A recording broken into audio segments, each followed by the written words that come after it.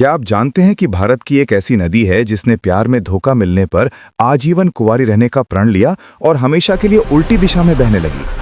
हम बात कर रहे हैं मां नर्मदा की, जिन्हें भारत की सबसे पवित्र नदियों में गिना जाता है।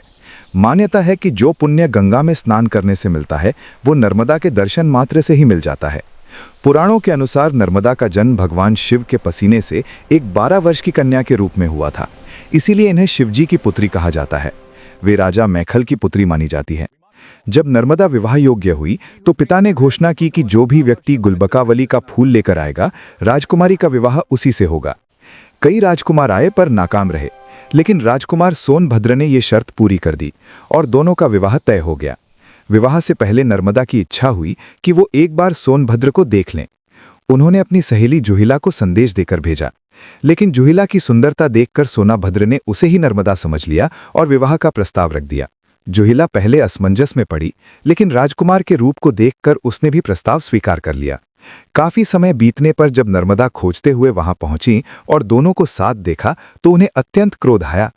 उन्होंने जुहिला को श्राप दिया, तुमने हम दोनों को धोखा दिया है।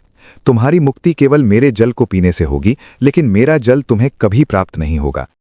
इसी धोखे के बाद नर्मदा ने आजीवन कुंवारी रहने का प्रण ले लिया और बाकी नदियों से अलग उल्टी दिशा में पूर्व से पश्चिम की ओर चल पड़ी। यही कारण है कि देश की अन्य सभी नदियां बंगाल की खाड़ी में गिरती हैं, जबकि मां नर्मदा अरब सागर में जाकर मिलती हैं। कमेंट्स में हर हर नर्मदे जरूर लिखें और वीडियो को लाइक करें।